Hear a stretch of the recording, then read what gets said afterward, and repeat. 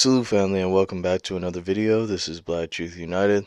Part of the reason why I started this channel is that I wanted to fill in the blanks on topics that I didn't hear others touching on. And one of the topics that needs addressing is this particular philosophy, which is flawed. So because I don't see other people addressing it in a comprehensive manner, I'm taking it upon myself to correct this error and to prevent our people from adopting flawed, failed philosophies which could corrupt our minds. So the quote/idea/philosophy that I'm going to be addressing today is power isn't power if you can't abuse it. Now let's get this out of the way first. Yes, this phrase comes from Jason Black, the Black Authority, TBA. You can read him using it here. And many of you probably listening to the sound of my voice have heard him use this phrase in various broadcasts. Some of you have probably heard me state this before, but I very rarely agree 100% with everything that everyone says. And you shouldn't either. We're not designed that way. Leave that for robots. We're not meant to just immediately accept 100% of everything that everyone smart tells us. And let me get this out of the way as well. I'll be the first to admit that Jason Black is not only smart, he's brilliant when it comes to socio-political topics, especially those involving race. But just because someone is intelligent doesn't mean that that person is right about everything and immune from correction. And one of the problems is when you have people who agree with you all the time on certain subjects, when you have quote-unquote yes men around you, no one corrects, no one challenges anything that's stated. And that creates more of a shut up and follow the leader mentality as opposed to going by a code, as in the code is the leader. So this video really is more about helping our people get on code rather than anything else. And I don't know if Jason Black will ever see this video, but for you, my audience, I want to make sure that your mind is protected from this dangerous ideology. Because there's no way after seeing this video that you'll be able to still use this phrase and consider yourself on code. Now let's get into it. Power isn't really power if you can't abuse it. Now for those who don't know, isn't is the opposite of is, which stems from the verb to be. To be means to equal in meaning or have the same connotation. In other words, the phrase power isn't power if you can't abuse it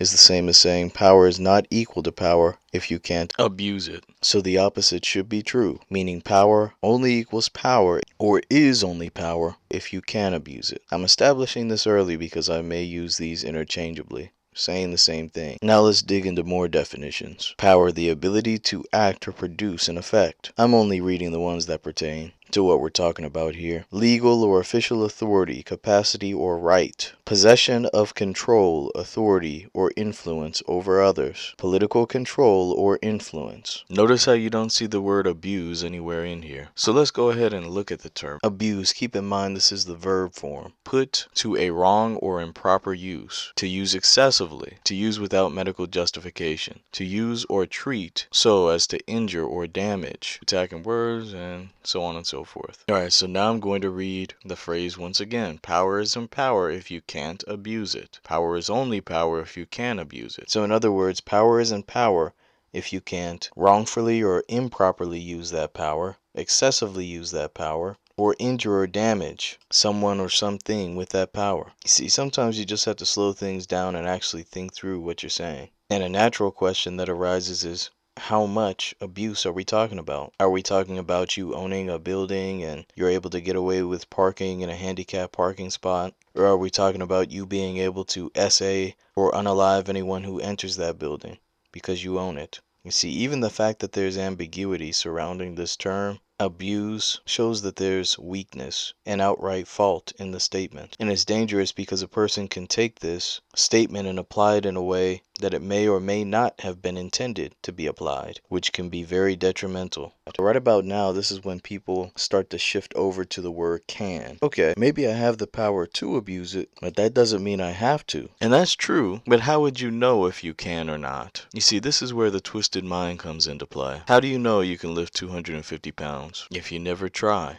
This is why I'm doing this video. This is a cynical take on the concept of power, essentially saying that the potential for abuse is what defines what power is and what the limits to power are. Alright, let's get into the word can. Can is to be physically or mentally able to. It could mean to know how to. It could mean inherently able or designed to. It could mean permitted by conscience or feeling to. And the last one I want to read here is being enabled by law, agreement, or custom to. You see, now we're getting into the concept of, are you truly able to do it if you can't get away with it? For example, someone could rob a liquor store. They're physically able to, but if the police are waiting for them as soon as they come out, were they really able to do it? Now I'm going to give you quite a few examples because I don't want there to be any ambiguity as far as how far this twisted take on reality can truly take you. And yes, there will be some twisted or graphic information shared because in order to expose this flawed philosophy for what it is, I really have to dig into the mind of a person who would take this to the extremes. Let's start off with some basic examples. Men are naturally stronger than women. That should go without saying. Out of the husband and the wife is the weaker vessel. A man, and specifically a husband, has, at least in a physical sense, power over his wife. Now, does this mean that if the husband doesn't abuse the wife, or can't abuse the wife, that he really doesn't have any power over her? Does it mean that if you never abuse your wife, then you really don't have power over her? Is it a requirement to be able to abuse your wife in order for that power to be there? The answer is a clear no. What if you attempt to abuse her and she pulls out a power tool and unalives you? Does that mean that you never had power? No. That means you didn't have the ability to abuse that power. It doesn't negate the fact that you had power over her. It just means that you weren't able to misuse, or rather abuse, that power. It doesn't negate the power that you had. Let's get into some more examples. Let's say I buy a truck with cash, owned free and clear, best insurance and everything, etc., etc. And I go out and I go speeding and get a ticket. Does that mean I don't have any power over the truck? Let's say I'm parked where I'm not supposed to park, or fail to pay my vehicle's registration, and I get fined. Does that mean I don't have power over the truck? Because remember, power isn't power if I can't abuse it. What if I fall on hard times and can't pay for a critical repair, or for gas? Does that mean I still have power over the truck? Now on the flip side, let's say I use that truck for its intended purpose, for hauling and everything, and I never abuse that power. I never go over the speed limit. Does that mean I don't have power over the truck? You see how silly this is? Now let's say one day I flip. I'm tired of being a goody two-shoes. It's time to abuse this truck. So I drive around, I see a family crossing the street, and I say, okay, let me unalive this whole family, run over them all. But then I get 2 life sentences. Did I really have the power over the truck? Why, yes, legally I did. And look at where I ended up. And I don't want to hear anything about how you may have had power over the truck, but not the legal system or other individuals, because abuse implies that you're using whatever you have in a wrong or improper way. Now let's use the same example. Let's say I'm driving and I'm going crazy and I want to unalive a whole family that's walking, and unbeknownst to me, there's an automatic braking system that senses I'm about to put this family in danger, and it stops me before I'm able to carry out that act. Does that mean that I didn't have power over the truck? Because I couldn't abuse it, remember. So negate all the hauling, negate all the things I was able to do with the truck, exercising control over it. But because I couldn't do that one thing, that means I didn't have any power over it. You see how silly this is? The point is that there are limitations to power. I said it before, but I'm going to repeat it for the people in the back. The phrase power isn't power if you can't abuse it is a cynical take, assuming that the potential to abuse that power is what defines the limits of power itself, when in reality that's not what defines power. Let's look at this diagram for a second. The green represents the power that's within the bounds of proper use, and this is set by society, ethics, law, etc. Now the ability to abuse, that can go anywhere. The only true limits to abuse are physics or the Most High, if you believe in him. That outer border of the red is what would be true if the statement power isn't power if you can't abuse it was true. And if I put limits on what you call abuse, is it really abuse? Are you really able to use it improperly or excessively? No, because now you're within the bounds of what I've said, or rather the limits or boundaries of the society, of the ethics, of the laws that exist. It's not really abuse unless you can go out of those bounds, right? You see, one of the major problems is that there's no real limit to what that abuse entails. Alright, let's get another example. I work for a construction agency and they issue me a hammer. Now the proper use for that hammer is to hit nails, or in some cases to remove nails, right? Of course, it can be used for other things, like hitting a chisel or something like that, but just in general, there's an intended use for the hammer. But remember, I don't have power over that hammer unless I can improperly use it, or use it in access. So let's say I use that hammer to bash someone's skull in, but I immediately go to jail. Did I truly have power over that hammer? Now let's say I attempt to attack someone with a hammer and that person hits me with 27 pellets of 4-buck. Did I really have power over the hammer? Because I wasn't able to abuse it. No, I simply stepped out of the bounds of what was limited. The limited use of that hammer. This is determined by society, ethics, laws, etc. Doesn't mean you didn't have power over the object. You just had limited power. Let's go with the classic example of a firearm. You have a firearm, and I think we can all agree that there's a proper use for that weapon. To defend oneself, to go hunting. Now, once you step out of that zone, into the realm of abuse. In other words, once you go out of the bounds of using that weapon for self-defense, hunting, etc., its intended use, set by the society's laws, customs, etc., now you'll suffer the consequences. But that does not negate the power that you had, it just negates the power that you had to abuse it. Now let's get into some sick examples, because I'm telling you, this philosophy is a disease. Let's say a person has an innocent puppy, but remember, power isn't power unless you can abuse it. So negate your ability to control what that dog eats, how it's trained, where it's able to be, preferably outside of the house. If you're anything like me, how often you take him or her on walks. Ignore all the things you have control of, because unless you can SA the dog, break all its bones, piece by piece, and then chainsaw it in half, and drink the blood, and you really don't have power over the dog, right? You see where this line of thinking takes you? This philosophy pushes you to the edge as far as your way of thinking. It puts you in a depraved mindset of not thinking how you can properly apply power, but rather can you abuse that power. If I give you some packing supplies,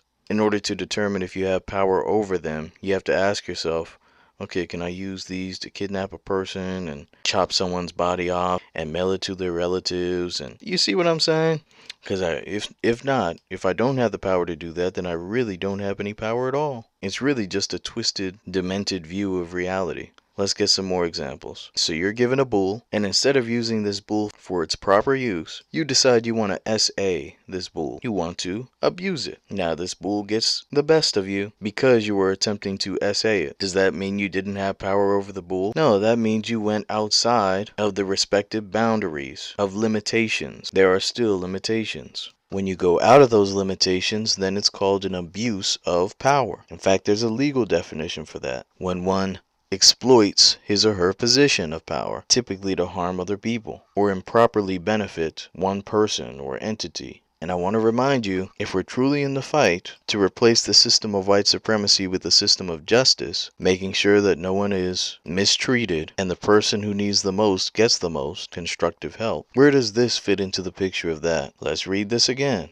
Guarantee that no person is mistreated. No, guarantee that I have the ability to abuse that person if I want to. Guarantee that no person is mistreated. No, guarantee that I can go outside of the bounds of what's legally, socially, and ethically acceptable. Guarantee that no person is mistreated.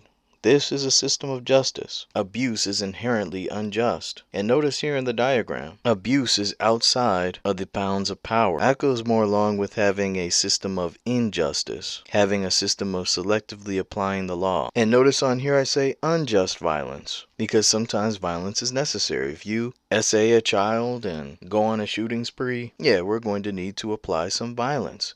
But that's within the realm of justice, of laws, of what the society, of what the ethical code dictates. And by the way, being codified and having a code implies that there are limitations to the power that you wield. How can you be on code and able to abuse power at the same time? And let's say you never abuse it, but you set yourself up to be able to abuse it. You're playing a dangerous game because people can be corrupted, and not just through MK Ultra. Coercion, for example, if you don't abuse this power that you have, I'm going to unalive all your family. Or let's say that you're the most upright person in the world and you do everything right and you never abuse your position, but you set yourself up specifically with the intent to be able to abuse that power. But let's say you suddenly pass on and now that power goes to someone else. And that other person doesn't have the same restraint, the same ethics, the same morals that you had. You see how you're playing a dangerous game when your quest for power and definition of power involves being able to abuse said power? Now let me give a few more examples just to really drill this in. Let's say I own a business and we're having a get-together event. But remember, power isn't power if I can't abuse it. So unless I had the power to spike everyone's drinks, kidnap them, torture them, SA them, hire a whole new staff, unalive anyone and everyone who raises any questions, unalive or buy off any law enforcement that inspects what I have going on and go about my life as if nothing happened, then I really don't have power over that business because I'm not able to abuse it. Hopefully by this point you've caught on. And just to be clear, there are still limitations to that person's power. Abuses that would exceed an acceptable amount by whatever society code, ethics, or laws are being applied. That's where some of our people get confused. Sometimes we see people like Messy Jesse who have lived long lives selling us out, cooning, abusing his power. But you should know that he, like many others, is on a leash. There are still limitations on who or what he can abuse. Even the people who have managed to avoid having their names revealed, who are on the Epstein list, you may look at them as powerful individuals, but there are limitations on their power, and they will be checked if they get out of line. No one ever gets away. The Most High God will have the last say. And even if you don't believe in the Most High God, just know there's always someone who can take that power away. Whether that's a CIA operative or one of their equivalent operatives overseas. Every power that you have of man is limited. Hell, even the CIA and their operatives are limited as far as what they can do. There are limitations. There's an order. There's a respect. There are boundaries. When you step out of those boundaries and abuse your power as an agent, well, then the agency itself or someone else will do you in. Power is always relative, and there are limitations on what you can yield. And abusing that power, in other words, going outside of those limitations, is not a requirement for something to be quote-unquote power. And desiring and requiring power to be outside of those proper boundaries or limitations does not fit with replacing the system of white supremacy with a system of justice. Now let's look at this phrase once again. Power isn't power if you can't abuse it. Hopefully you can now see how this philosophy is flawed. And it really shouldn't take rocket science for most of us. Some of us are bound, just morally, just ethically, just spiritually, from doing certain things, from crossing certain boundaries. And you need to watch out for this kind of thinking, because this is in the same vein of the satanic do what thou wilt. It's a twisted philosophy, and I caution our people to watch out for phrases and sayings that could lead to corruption. If a person is given power and chooses to abuse that power, that tells you a lot about that person. It means that person was corrupt from the beginning. As the saying goes, money makes you more of what you already are. The same can be applied to power. Purge your mind, cleanse your mind of this evil philosophy, and let's get back on track to replacing this white supremacist system with a system of justice. Now, with all that being said, be one and be blessed, family. Peace.